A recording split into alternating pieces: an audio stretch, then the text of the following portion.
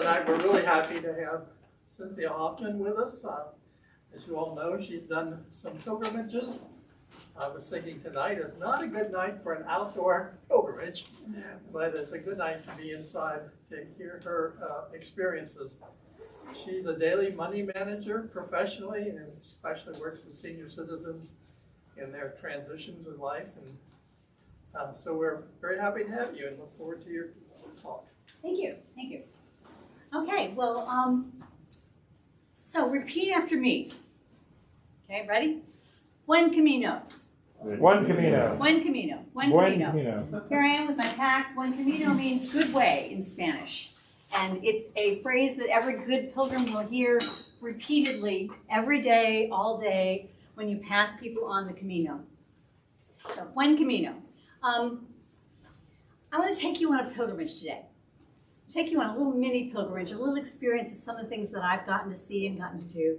And I'll show you mostly my Spanish Camino, but then I'll take you and show you something a little closer to home. It's a pilgrimage route that was put together by a woman that is called the Winter Pilgrim. So I'm going to tell you a little bit about that as well.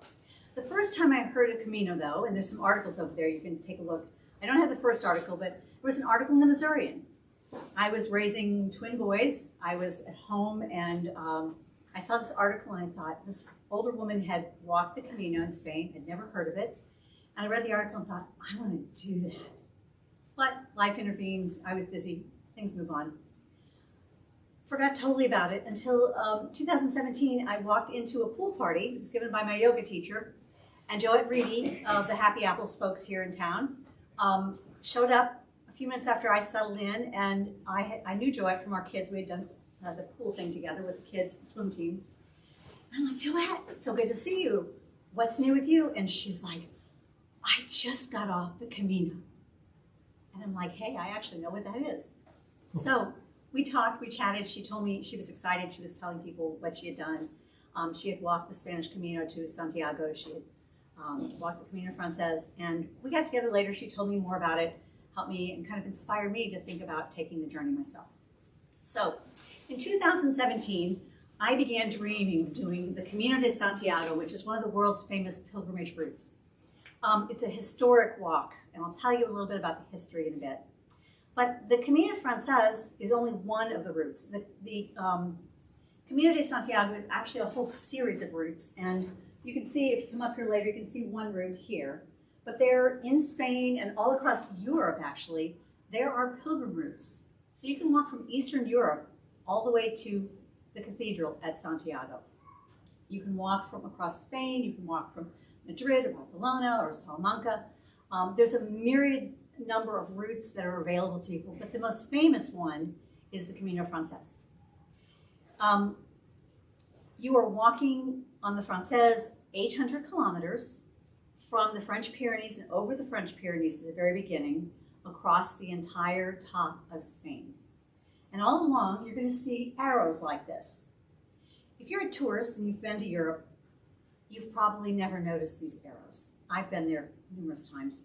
Been to Spain, never even noticed the arrows. But if you're a pilgrim, the arrows tell you which way to go. So you're very aware of those arrows. So the route goes across the top of Spain to Santiago de Compostela. Now Santiago is Saint Iago, or Saint James of the Bible, one of the apostles, and the cathedral there is in his honor. Compostela means burial grounds. So there are pilgrimages in all of the major religions, some of them that I had never heard of either, but you probably know some of these. First of all, the first slide here. Oh, I got to do the time. You have the quick, yeah. I'm sorry, I'm clicking on things. Okay, so the first one here, everybody probably knows, the Wailing Wall. And most people in modern day Judaism would say, we don't do pilgrimage. That's not in their vocabulary. But while Solomon's temple stood, Jerusalem was the center of Jewish life, and every adult Jewish male would be able to and would be required to visit and sacrifice at the temple. And there were three big pilgrimage festivals. There was Passover, Shabbat, and Sukkot. And so they don't really use the term. You know, if I talk to my friends who are Jewish, they're like, we don't do pilgrimage. But it's like, actually you do. It's part of your tradition. The saying at Passover next year in Jerusalem is a reference to that. And they would journey to the Holy Land as part of their faith. There are many other sacred sites. The one here in the top right corner, it's hard to see, but there are tents, and it's by a river. This is the sacred site for the Hindus. It's called Kumela. And the Kumela is actually the world's largest gathering of humanity. In 2013, 100 million people attended the Kumbh at Prague, and that's 1/10 of the population of India at that time. It's a huge gathering of people all coming together outdoors and being very peaceful, very, I'm sure it's very organized, but it's basically a mishmash of people in tents. The Buddhists would do, here's the Bodhi tree. The Buddhists have a number of pilgrimages, but the most famous is this location where the Buddha was said to have attained enlightenment. So they have their own little pilgrimage sites. They also have 3 others, Kushinagar, if I'm saying that right, Lumbini, and Sarnath. So they have their own pilgrimage situation. This is probably very familiar to most people. This is the Hajj, and this is the Hajj in COVID land. 1,000 people are in this area right now in this picture. But on a typical annual pilgrimage to Mecca, you would have, in this space, you would have, I think it's 2 million people in that space. So you wouldn't even see white. It would just be covered with people. So here's my childhood understanding of pilgrimage. There's an article over there if somebody wants to know about Starkenberg, the Shrine of Our Lady of Sorrows in Starkenberg. But this is my mother at 95 and me, and my cousin Mary Jo, and the Monsignor who was the priest in Herman for many years. Every year when I was a child, spring and fall, we would go on pilgrimage. And our idea of pilgrimage was going to the shrine, and families would come from all over the area. There would be communal meals, there would be a pilgrim mass, Stations of the Cross. There would be many little religious celebrations, but community, food, and for the kids, just fun. We'd climb the grottos, we'd play in the dark spaces of the underground tomb that was there, and hang with our friends.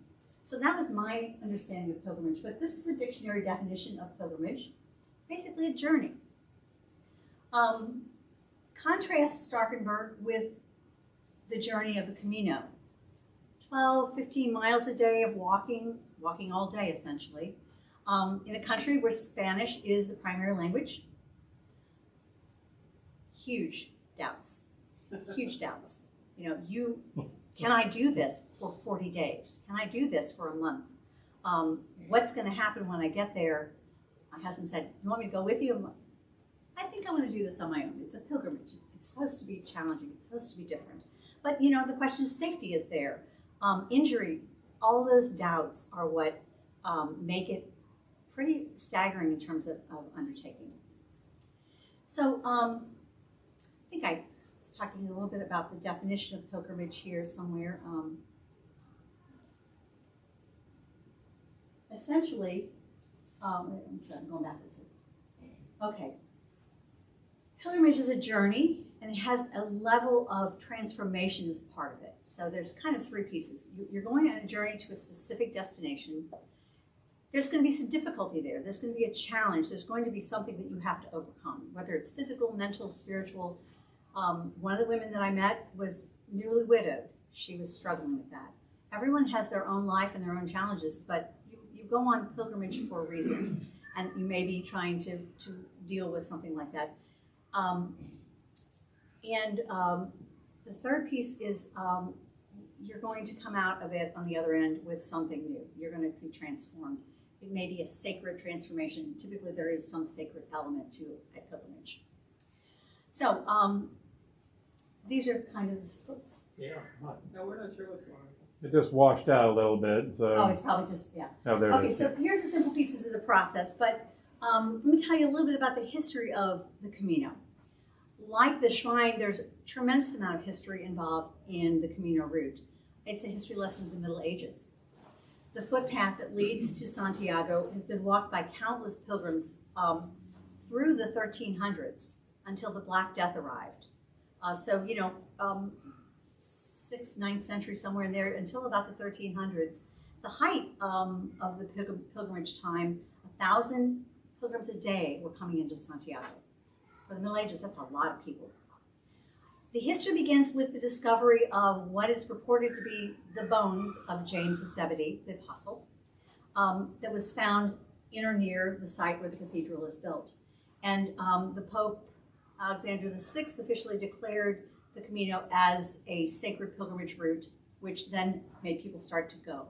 So you would get indulgences. It was a penance for some people. You might go to confession, you did something really bad. He'd say, go on Camino, walk to Santiago. You did something really bad, you stole somebody's whatever, horse or something. The judge would say, you have a choice of going to jail or walk the Camino, and you could choose. So many people would do it. It was a dangerous, not necessarily a safe journey in those days. You might have a highborn lady on a horse riding to Santiago as penance for something in her life that she wanted to atone for. But a mishmash of people, a wide variety of people from all different places would be found along the way. So it was a pilgrimage. It was a punishment and a pilgrimage. The newly revitalized 20th, 1st century pilgrim is now claiming this for their own journey. People of all ages from all over the world come and they walk this journey in whatever way makes sense to them. Some people will go on a tour group. Some people will go with suitcases. Some people will backpack. For the most part, you're not staying out in the open, so you're not carrying a lot, but you're carrying a substantial amount of weight with you just for your daily needs. But unlike the whole Appalachian Trail and the Pacific Coast Trail, it is not a solitary journey. You're going to have people all around you, and you're going to be running into people everywhere you go, and you're going to be meeting people, and in some cases you're trying to avoid people. You might take a route that's not being traveled so heavily because there are alternatives. You might be going on foot. Some people bike, and some people even ride horses. Not typical, but I did see a horse on the trip, and someone who was from California, and she had a horse. But unlike the Appalachian Trail, you're in a motley flow of pilgrims from all over the world, speaking all kinds of languages. The planning looks pretty simple. You plan, you do a lot of walking, try to get yourself ready, but some people don't. You might read about adventures, and you might try to learn a little Spanish, or not. Everybody does it differently. But this is the most stressful part. So, you've got planning what to carry. You can see this beautiful little graph here. Somebody did a beautiful little job of putting out in detail everything that she was going to take all the way down to the underwear. You don't want to carry a lot of stuff, so you're constantly thinking about what do I really need. And then when you get there, you might carry your pack, but you might also forward things. Or the first 10 days, you realize you don't really need that stuff that you thought you needed. You don't need makeup. You don't need lots of things that you would normally want to have here in the United States. So it looks simple. There are guidebooks, there are apps, there are websites and blogs. The famous movie The Way, if you've never seen anything of the Camino, start with the movie The Way. You can go online and see myriad different kinds of movies and people who have flown those little helicopter things or whatever and actually gone the whole way. They'll show you all the details if you want to take a journey of the mind. There's a man named Phil, and he's dead now. He's recently, I think, died in the last year or so, but he actually did the Camino of the mind in essence, but he did a Camino around his property because he was so ill he couldn't go there. He actually walked the entire route around his property, by walking every day. And when he got done, he got well enough that he actually went to Spain and did the Camino. And they did a movie about it. So he actually finished the Camino and then came back and started walking again. It's a way to deal with his illness. So anyway, there's lots of resources out there that can tell you how to navigate a Camino walk. But the biggest thing is just to do it. You're going to carry generally about 10% of your body weight if you carry a pack, which for me, 12, 15 pounds, depending on how much you weigh at the time. But 4 of those pounds are water. So you're not carrying a lot of stuff. And you're constantly looking at things like, can I take a smaller toothbrush? Or, what can I do to take load off my back? Because the more load you have there, the more you have on your feet. You want to have great shoes and socks. You want to have great poles because these come in handy. I'll show you some pictures of the road. These are the kind of things that you're going to be thinking about as you're planning that trip. And this is just a quick little picture of, and I keep pointing this is the essence of what I took. There's my pack fully loaded. This was a little string pack that I had things on for the journey that I was going to get rid of. My poles, my pack, and a hat and a coat, and that's pretty much it. Kept a little journal, had a little bit of food there. There's some peanut butter, and definitely need sunglasses, but it's not a lot of stuff. Do you need any money? Yes, you do. Okay. We'll talk about that in a second. All right. But Good question. the big thing for me was the stamina. And I was really not sure I could walk 12 to 15 miles a day for, 30, 40 days in a row. And so my big test and leap of faith was I went on 9/11 in 2017. There's a march to the Arch every year. It's in honor of 9/11. Someone starts this march, he organizes it, and it's 21 miles to the Arch, supported. So I got my pack and my poles and everything, and I walked the 21 miles. It's exhilarating. It's hard to do, but anyone can do it with a little bit of time and help. So I did that. So then I took a leap of faith and I booked my flight. Now, it is a Camino tradition to carry a small pebble. It can be tiny. Mine was tiny. A small pebble. And the pebble is supposed to represent a little bit of additional weight that you really don't want to carry. But most people are said to imbue this pebble with their doubts and their fears, their concerns, their cares about their loved ones, the things that their worries. It's like a worry stone. And you lay these burdens down at a place, and I'll show you this place. About 2/3 of the way into the journey, you come to the Cruz de Ferro, the Iron Cross. And it's before the final stretch of the journey into Santiago. And that's where people lay this rock that they've been hauling all the way from the beginning to lay down before their voyage into the next step. So after you obsess about the weight you're carrying, you add a little more back on. And the feeling is that you are going to trust that the Camino will provide for you. It's kind of representative of all of that. The Camino will provide is kind of a phrase you'll hear over and over again. If you don't have a place to stay, the Camino will provide. And miraculously, somebody offers a space in their home, or they'll take you to the next town and bring you back the next day so you don't miss any part of the route. There's all kinds of ways the Camino will provide. People will take care of your blisters. If you have feet full of blisters, there's somebody there that will tend to you. All these things that people do in Spain for their pilgrims. So here's me. Let's see. There's the rock. This was my little rock that I put down. So here is me at my front door. And people will say, did you do the whole thing? The Camino begins at your front door. That's where it starts. So yes, I did the whole thing. Did I walk the entire Camino Frances route? No.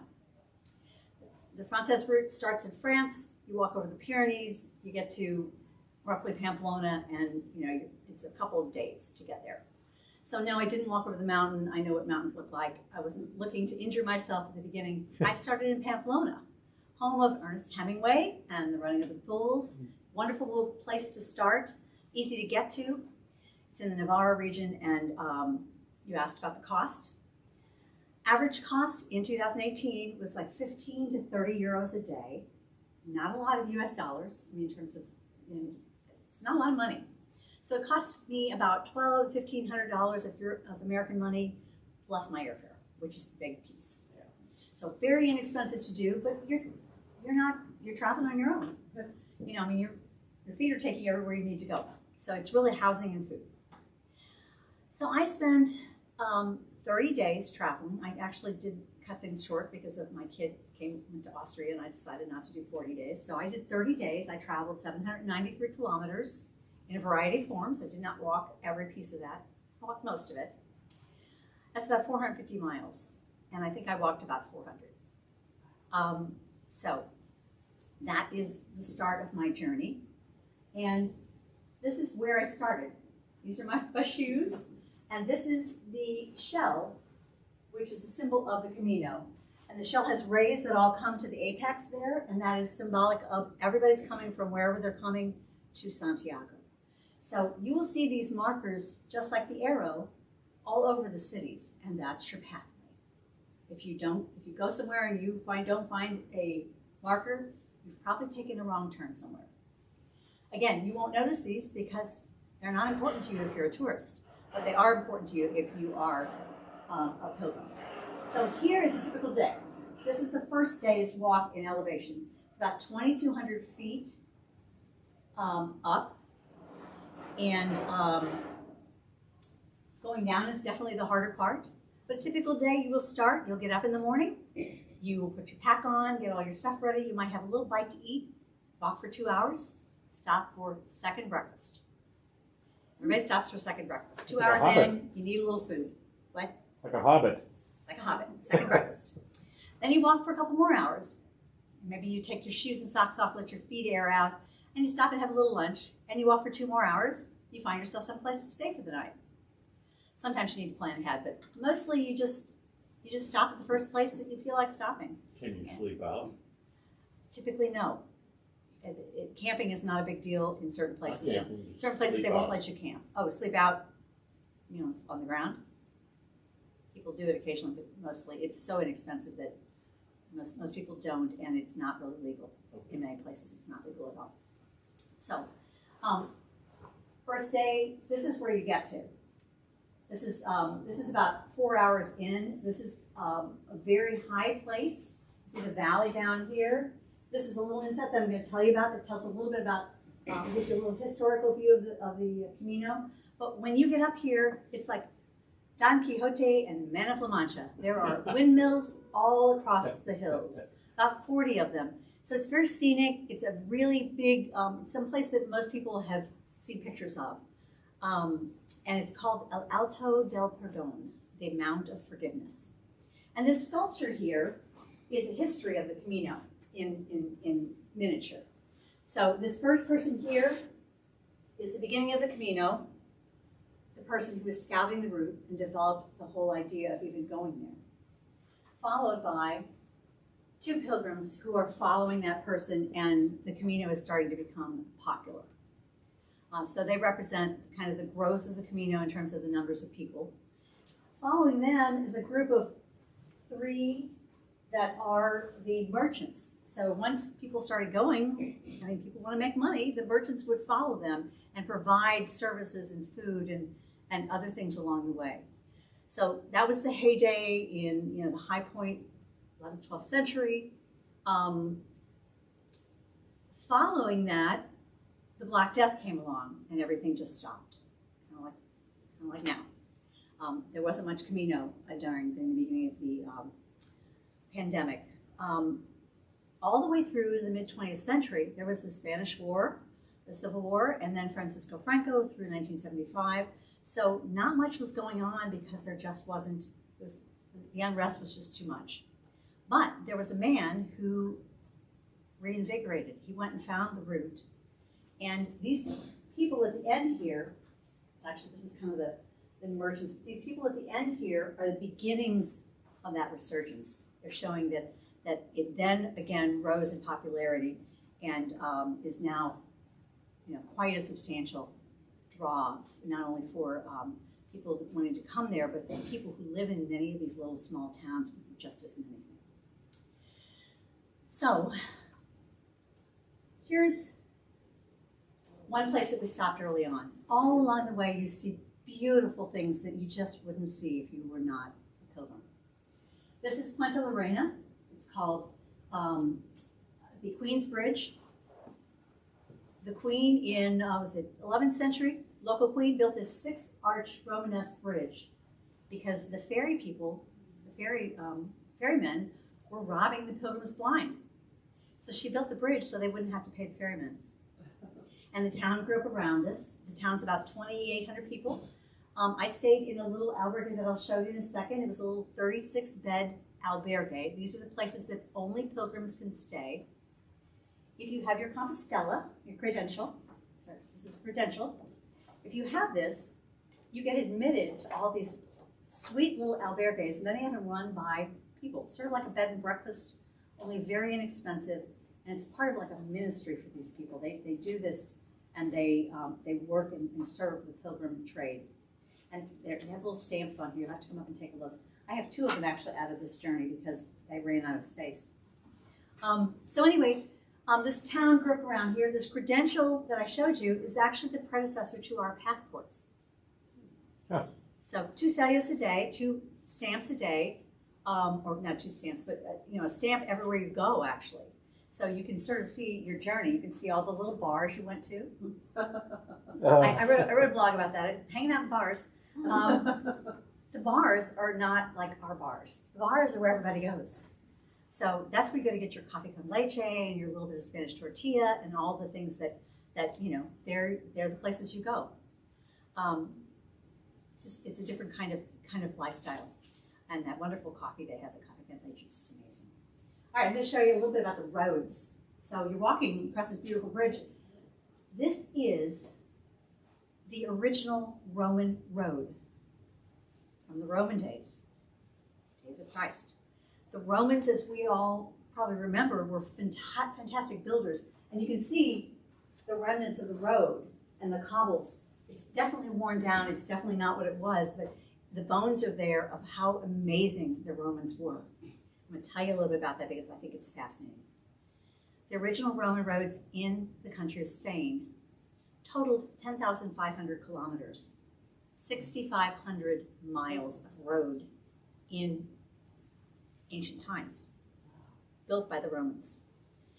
They would have lodging about every 30 miles, which was what a soldier could walk in a day. So twice what I was walking with all their gear. Amazing. And they would erect milestones, and they didn't look like this, but these are the milestones that, honor stones, whatever, I'm not even sure how they call them, but these were the markers. These markers are about this high, and I'll show you a picture of those. But this is a marker that you would find. But the Romans would put these, it's probably something similar to this, every 1,000 steps. So they're stepping every 1,000 steps, not quite a mile, a marker there to show you the way. So amazing, but that is very difficult to walk on. That's what I was just thinking. Yeah, that's why, most people will have some kind of sticks unless you're, 25 years old and can run that. All right, up here in the corner, you can see this beautiful white little city up here on the hill.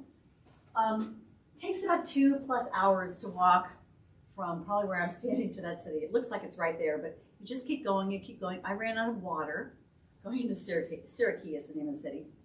Long walk to the city. You'd stop there for your second breakfast. Population of only about 500 people in that little town. It looks like a big city, but it's only about 500 people. And they live off the lifeblood of the Camino. Some of these towns would not be there, but for Camino pilgrims. So what I discovered at this point, you're developing, and here's the albergue that I stayed at, Albergue Puente, where the Romanesque bridge was.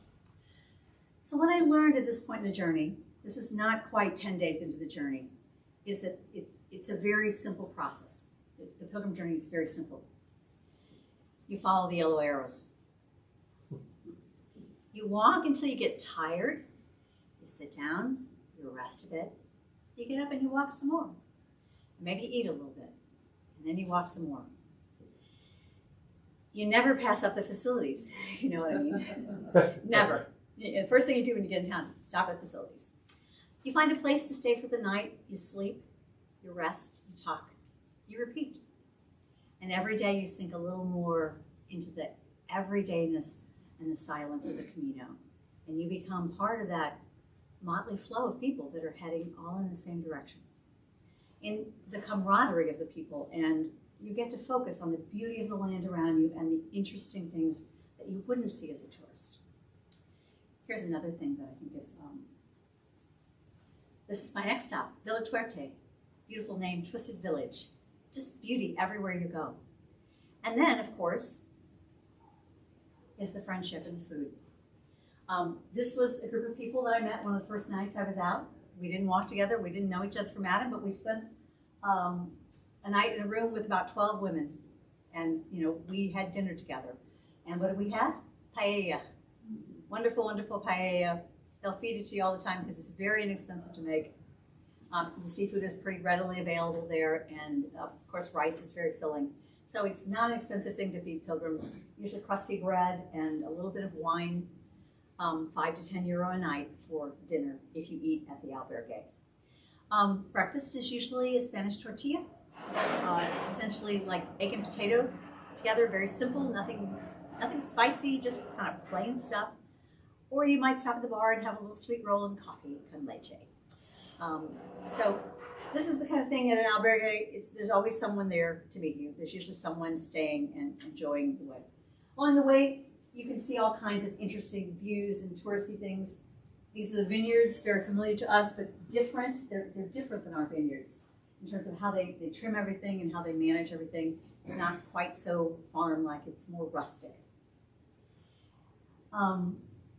There's a Iraqi fountain, wine fountain. So if you're a pilgrim, you can go by this little fountain and fill up your water bottle with wine.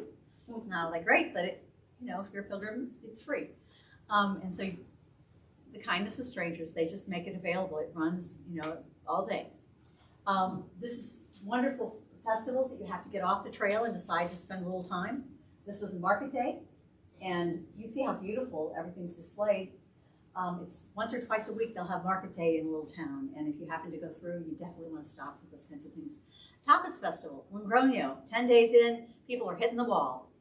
Tapas Festival. The whole town is full of not only pilgrims, but everybody wants to come for the Tapas Festival. So the pilgrims have to be careful to make sure they have a place to stay because everybody's filling up. And everybody wants to stop that day. If you can't stay somewhere, you have to walk on to the next town or get a taxi back to the last town. Problems, but you figure them out, even if you can't speak Spanish. Somebody helps you. Let's see. Oh, singing nuns. Carrion de los Condes is a wonderful little tiny town that has a very active Benedictine monastery. They have a number of sisters, nuns that operate little albergues, and I'll show you a picture of a bed in one of them. It's a very sweet little place. But there were singing young nuns who come there and they sing these songs. They teach you Camino songs and they entertain people in kind of, a few groups at a time. All kinds of little touristy things. There's a chocolate factory in one of the big cities. I didn't stop there, but all kinds of little things can come across your path. And you have to decide whether you need to walk that day or whether you want to stop and take in the sights or even stay an extra day sometimes. Okay, here is a beautiful church. This is an octagonal church built by the Muslims for the Christians. Very interesting. You can see how complicated the stonework is in the inside. So these churches are places all along the route that you're going to come. Again, people usually give them donations. Sometimes you pay to go in the church. Sometimes you don't. But usually it's a donativa thing. You want to make a donation. You're part of the, you're enjoying the coolness sometimes and the comfort of being there. This is the retablo of a church. It's called the retablo of the Glacier in Los Arcos. Very elaborate. Many, many churches have beautiful roderos like this that are just phenomenal. And you do try to go in because sometimes if you're not careful, you'll miss something. There's one church that has all these different religious people, not all religious, but people that are, you would know them, they're in the news, and they have this whole display of all these people that were spiritually somehow important, and then Bibles from all over the world. Just a great place to go, but really easy just to pass by. I almost did. All right, so another picture of the Roman road. A little different one here. This is a muddy mess. And the roads can be really bad. You can have flooded streams that you can't cross. You might have to, take your time, let the stream go down. You can run into snow. I didn't, but the people I traveled with, two of them, one of them had run into snow in two different places, in the mountains of the Pyrenees and also at another location. But this is much steeper than it looks and much muddier than it looks. And you can see they've got sticks and their packs are covered. It's a rainy day, but this is a very steep little thing, and it was so muddy. I remember that very well. All along the way, you find people who put up little stands. They may charge you a little bit for a soda or water or something, or they may give you something as a service to the pilgrims. And you usually give them a little bit of money as a donation. So, these people, sometimes they make a little money off of that. Sometimes they do it as a service in their community for pilgrims. Bottom one here is me at a signpost. Very touristy thing, got to take a picture. Singapore is this far, Paris is this far, but these little things are all on the way. You'll find little gardens where people have built up stones and created whole little vignettes, just so you'll stop, rest, and maybe pay them a little money for something. This is hard to see. But this is a bottom bunk of a bunk bed in a very old monastery. The heat had gone out, and it was a holiday, and so we had no heat. No one was coming to fix that boiler. So they gave us extra blankets, and I got a bottom bunk that day. But up here at the top, you can see kind of shiny stuff. That's saran wrap. Chinches are really a big deal on the Camino, more in the summer than anything. But chinches, bed bugs, Yeah. always thinking about bed bugs. And for example, you will never, ever, ever take your pack that's been sitting on the ground and on your back. You'll never take that pack and put it on a bed, ever. If you do, somebody's going to tell you. Because the chinches come from eggs. And the eggs are on the ground, and your shoes and your pack are also on the ground a lot. So you have rules, and you learn those very quickly. Never, ever, ever. You hang everything up. You never put things on the ground if you can help it.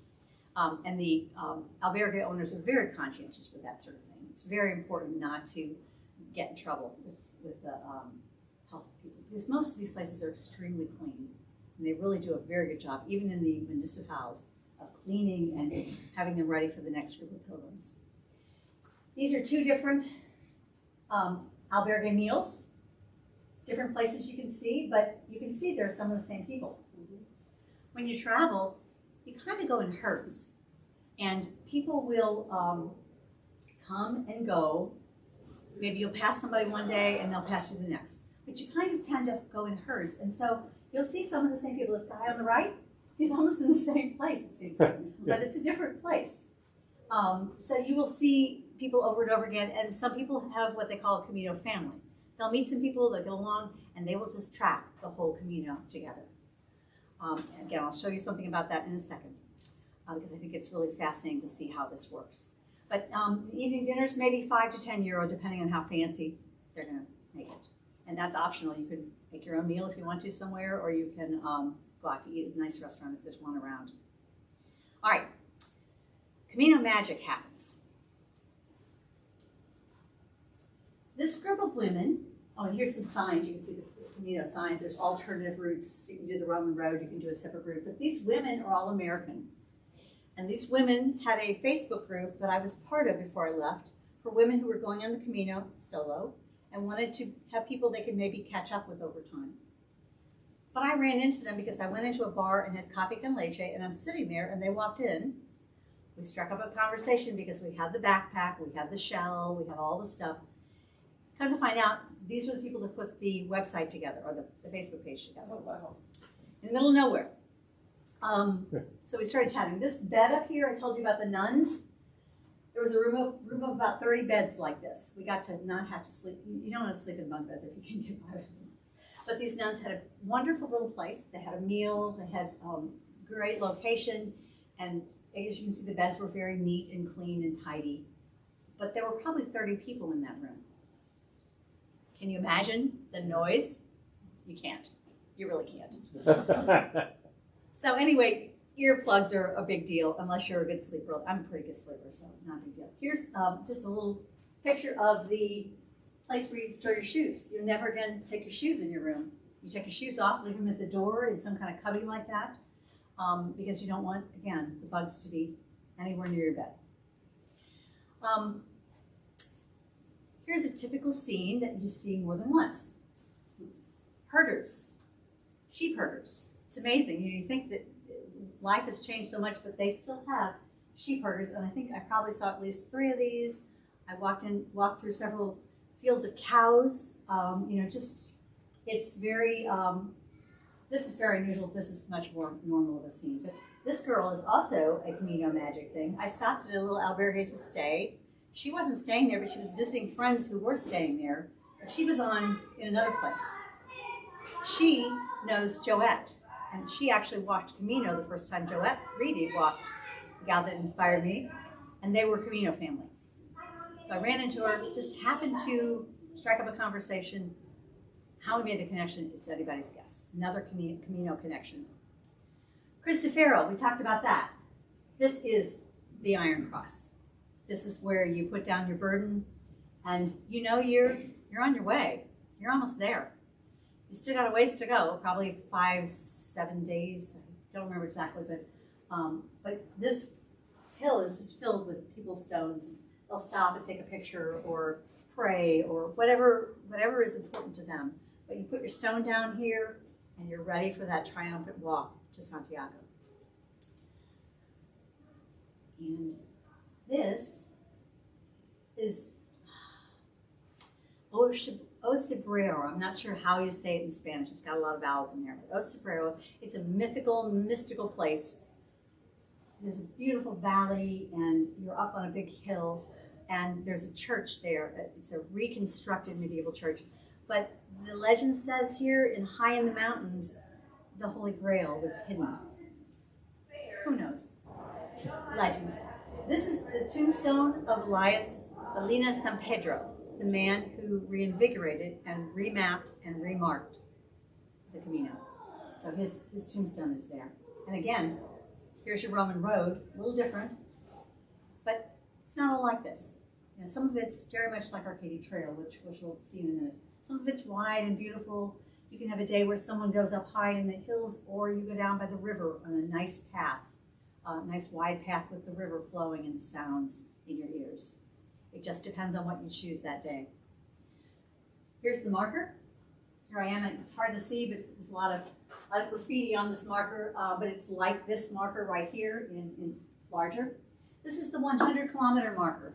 If you're going to get your Compostela, which is this, your certificate saying you did the walk, you really only have to walk those last 100 kilometers, but you have to walk all of it. At that point in time, you have to get 2 sallos a day.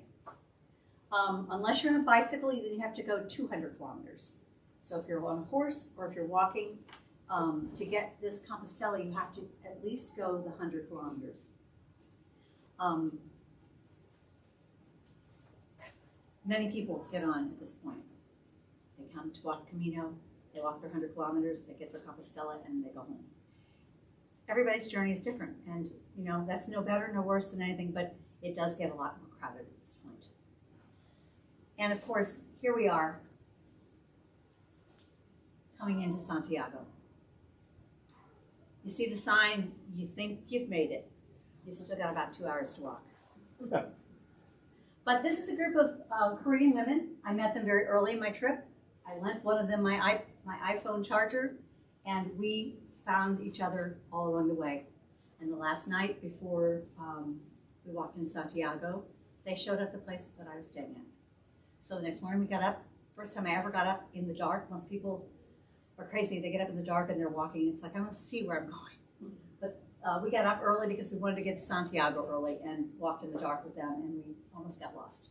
It's very dark at night. You just really don't want to do that. But anyway, they were, I wouldn't call them posh pilgrims, but they were a little posher than most. They had suitcases. They had a planned route, and every day they would get their little string backpacks or their small backpacks and put them on, pack their suitcases up, and there are whole services that will take your luggage from place to place. And that was the way they were traveling. Very comfortable, but they did the walk just like anyone else. So it doesn't have to be hard. It can be, you know, whatever you want it to be. All right, we have arrived. This is me in front of the cathedral. Lots of construction was going on. That's all gone now. It's all done. These are some people that I met along the way at various times again. You get to Santiago and your journey is done. Some people, though, will continue to walk. They'll go out to the coast to a little place called Finisterre, or End of the World. Some of them will turn around and walk back home. Some of them, will go to the airport or take a train and head back to where they came from. But before they do that, there's a couple things you have to do. One is you want to get your Compostela. So this one, I have two of them. One is for people who don't do it spiritually, and one is for people who are doing a spiritual walk. But the other thing that you want to do is you want to go to the cathedral, to the Pilgrim Mass. Even if you're not Christian, Catholic, whatever, it's just an experience to be had. Not everybody gets to see it, but there is something called the Botafumero. It's a big censer, an incense burner, if you will. It's 175 pounds in weight. It's 5 foot high, and I'm 5'3", so it's somewhere in here. It takes 8 men to swing it, and it swings across the chancel, the nave, into the transepts, and it goes like 50 miles per hour when they get it going. People say that they say it's there for two reasons. One is in the Middle Ages, you had 1,000 people coming a day. Those people hadn't had baths in a month or two, maybe. It stank in there, so they smelled the place up so you didn't have to smell the dirty people. But now it's more considered a blessing. And it doesn't swing every time. I'm going to show you a little video here in a second. It does not swing every time, but it does swing pretty regularly. And, you know, I did get to see it. I didn't videotape it, but is this going to play? Okay. So how do I get that to play? Do you know? That is probably something that here. I didn't think about trying that. No, we might have to Okay. just play. We won't play it all. We'll just play a little bit. But these are the men here. The 8. I think it's 7 or 8. And there's one guy that does the swinging, and these guys do the pulling. And if we get it going, you can see it. If it doesn't work, you can go home and look it up. It's really not hard to find. But the mass is over. Typically, in the old days, it would have been done while mass was going on. The mass is over. If you stay and you don't leave, which a lot of people did, and they missed it, you can see this. I was back there, but there are people on both sides of where it swings. And I might be able to push play this. it, I'm not sure. Yeah. Well, it's on YouTube. It's called Swinging the Censer, CENSER, at Santiago de Compostela, Spain. Are you It's in just PowerPoint? something to see. He's got the PowerPoint, and he can't get it to play apparently. I'd like to see it. Yeah, me too. I stuck it in here because it's just really Well, fun. or we can come back to it. Yeah.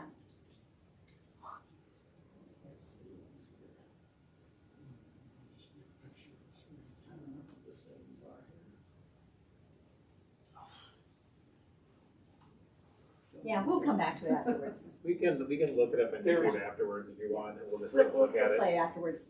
Okay, there's- so. You gotta flip between PowerPoint settings to play. I can't remember what Yeah, it is. I do don't. not know how to do that. Okay, so very quickly, I'm going to give you just a little thumbnail sketch of our local pilgrimage. So this is a pilgrimage in honor of Sister Rose Philippine de Chen. She was a Catholic nun who came to St. Louis 200 years ago, plus or minus.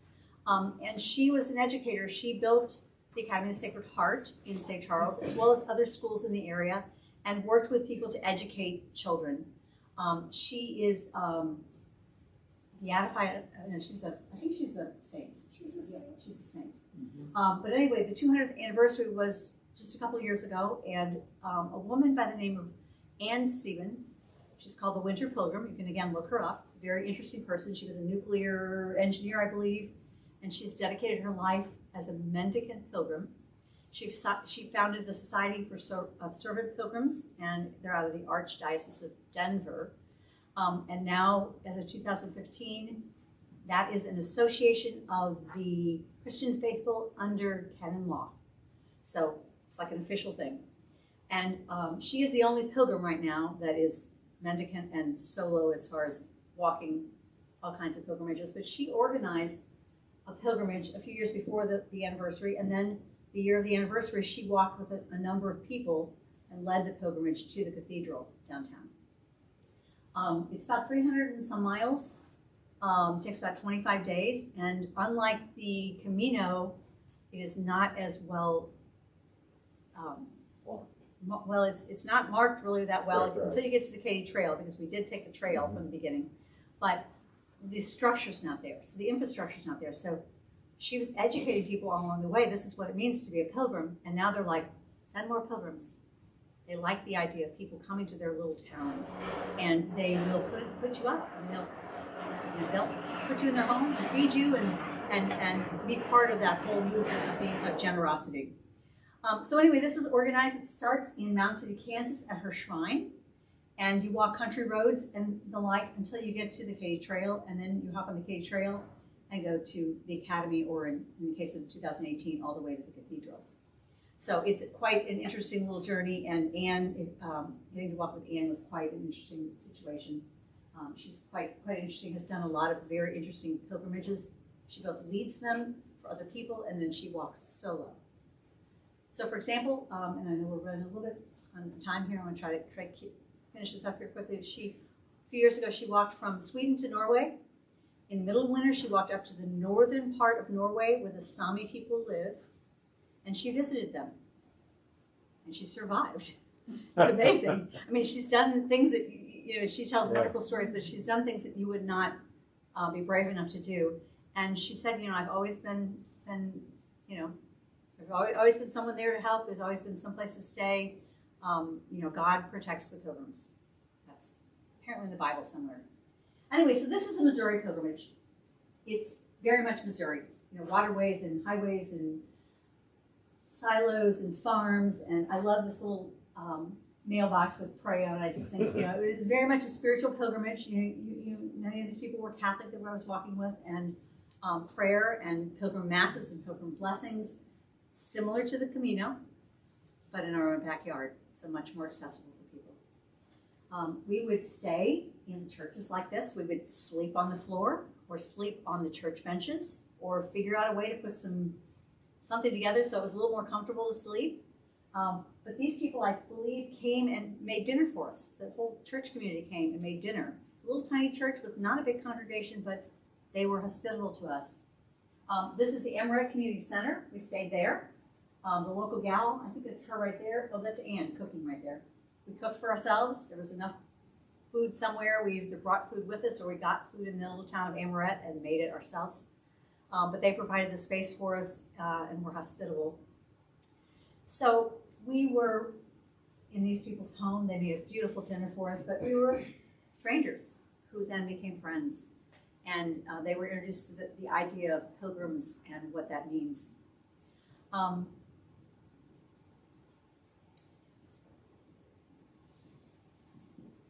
It was fall, so it was a lot colder, but we got to see lots of interesting little things that you don't think about in Missouri.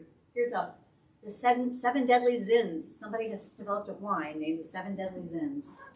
It's really good. Is it? Yeah. And here, I just had a friend of mine, I have this Facebook page, it's Heinlein something, it's related to Robert Heinlein, and I went past, it's like, oh my gosh, this is his birthplace in Butler, Missouri. And my friend today just said something about, she loved the website, and I said, did you know he was born in Butler, Missouri? Stranger to strange land, and strange things happen. So you go through little tiny towns, but then through Sedalia and Boonville and St. Charles, and you get to see little bits and pieces of all of those. And you can see the churches too. I'm always starting there. So, does this look familiar?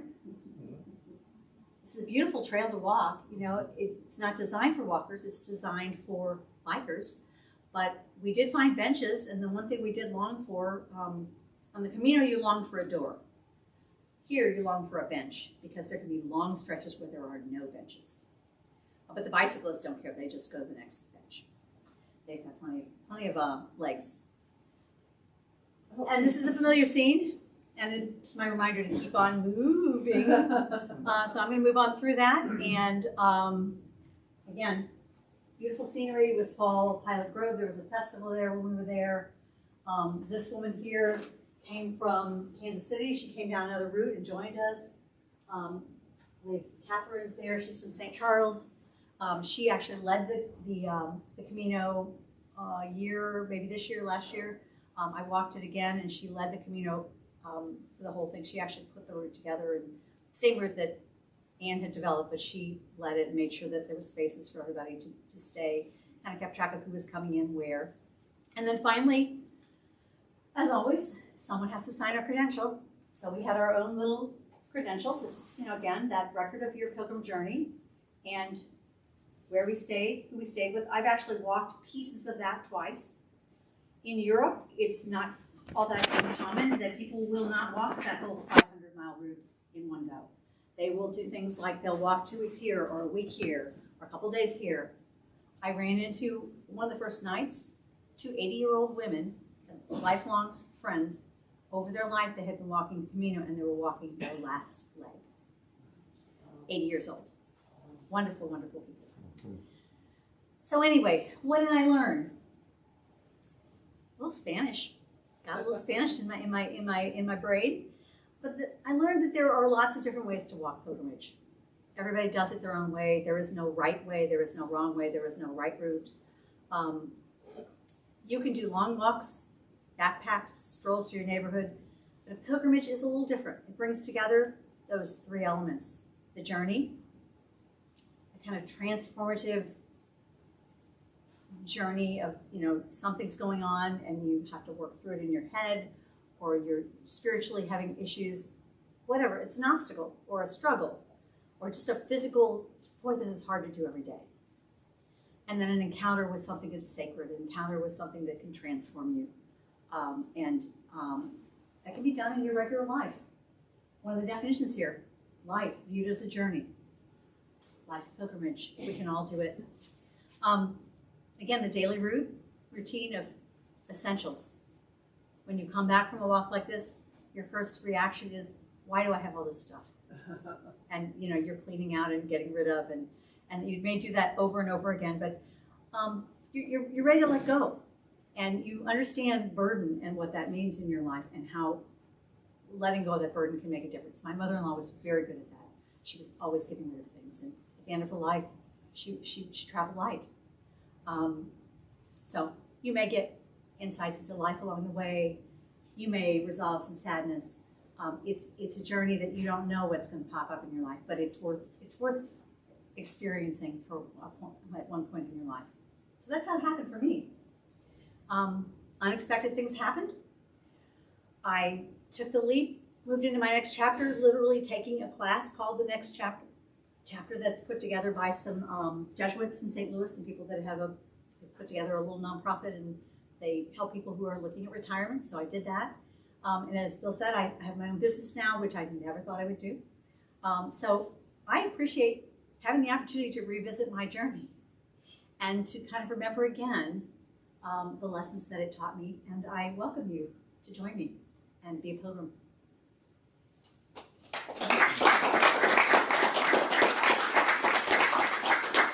The bag is about 15 pounds if anybody wants to check it out. There are articles over there. I have a little journal here that's not all that exciting, but if you want to come look at this, here's a couple of the guidebooks that were used. This is the one I carried with me. This is one, this is my dream trip, Jerusalem and the Holy Land, which there is actually a route. And for anybody who's interested, this is just a book that I found was interesting. It's called Pilgrimage into the Last Third of Life. It's not a pilgrimage, but it talks about pilgrimage, and you can have your own pilgrimage in many different ways. There are brochures here from the American Pilgrims on the Camino. There is a group in St. Louis. They meet pretty regularly to support each other, to take walks and to do all kinds of things. So welcome to come look and see. And if anybody has questions, I'm happy to answer anything I haven't answered. Do you know a Margaretha Feinrock? I do. She really. Hi, Maggie. She says cows heart. yeah. And gracias. Well, and I'll leave you with this one thing. I left this here and I wasn't going to necessarily do this, but Soren Kierkegaard said, above all, do not lose your desire to walk. Every day I walk myself into a state of well-being, and I walk away from every illness. I walk myself into my best thoughts, and I know of no thought so burdensome that one cannot walk away from it. But by sitting still, and the more one sits still, the closer one comes to feeling ill. If one just keeps on walking, everything will be all right. Who right. did that piece? Soren Kierkegaard, yes. The Katy Trail pilgrimage, does it start in stop at a certain time of the year?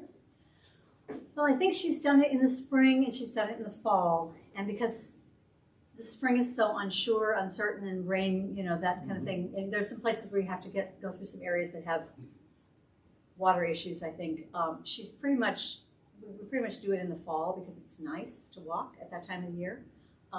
You still can run into rain. I know we did one day when we were walking a long way and it was like pouring down rain and we finally got to where our destination was for that night. So pretty much I think they try to do that in the fall. So it's a Late start October. date and you all walk together and end at the same time? Well, we all walk together. We don't walk together as a group. So like Anne walks, she can walk 50 miles without stopping. She's a very fast walker. So she'll be ahead of the route, scouting things, trying to make sure that, but you're really not even walking with her. You're walking on your own. And she's like, I don't have liability. You're on your own here. But she provides a structure when she's there, as did Catherine the year that she ran the walk. But you walk and then somebody rests for a while and you run into them, you pass them, and then they pass you, and you're kind of there as a group. But Maggie, she's the slow walker.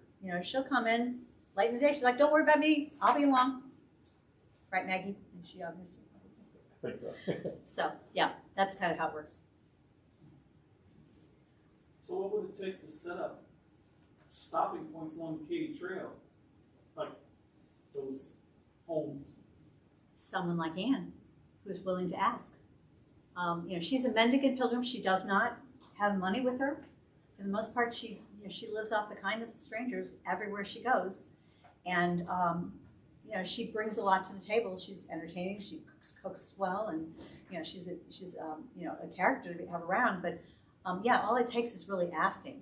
And people on that route now are kind of used to us asking. The churches, kind of educated a little bit. We stay in a lot of small, non-denominational churches that have a little bit of nothing. The Baptists are pretty good about things like that, the Catholics. There were a number of people. The Katy Trail itself, though, there's not a lot along that, is there? There's not. Stretches, places, little towns and stuff? There are places along the way. You might have to search them out, or somebody might have to come pick you up and take you to their house and then bring you back. It's a matter of asking, and usually if you ask around enough, she kind of has the route mapped. There's actually a little place online that she says, this is where you go and this is how far. And I think her pilgrimage is designed for 12 to 15 miles a day. So, something a normal person, if they're, walkable, can do. Maggie says, walk slowly and savor. Yeah. And I then- remember when I first got on the Camino, I was doing this thing. Walk, walk, walk, walk, walk. And finally it was like, no, you just kind of stroll and you put the stick down and you just kind of walk along. You don't want to injure yourself. And here's another comment for you, Cynthia, from Amy Horton. Oh, Cynthia, marvelous presentation. So glad you're part of our St. Louis chapter of American Pilgrims on the Camino. If you have a chance to feel free to share more about this organization if those in attendance are interested in knowing more about the Camino and staying connected to our region's pilgrim community. Buen Camino, Ultrea. Yeah, Amy and Joette are kind of co-leaders of the St. Louis chapter of the American Pilgrims. And that's what this information up here. They do sort of semi-regular, I don't know if it's always monthly, but they get together pretty regularly. They send people off with a pilgrim blessing. If you get a bunch of people who are getting ready to leave, they'll have a little get together and inspire them, and maybe somebody will check their pack out and say, do I really need this? And it's a lot of resources and a lot of help. And then just, chances to get out and walk with people who love the idea of pilgrimage. Great little group, people from all over the St. Louis region and beyond. And there is an American group. So. Well, thank you very, very much. Yeah. Yeah, it's very Very nice. Yeah, thank you, Cynthia.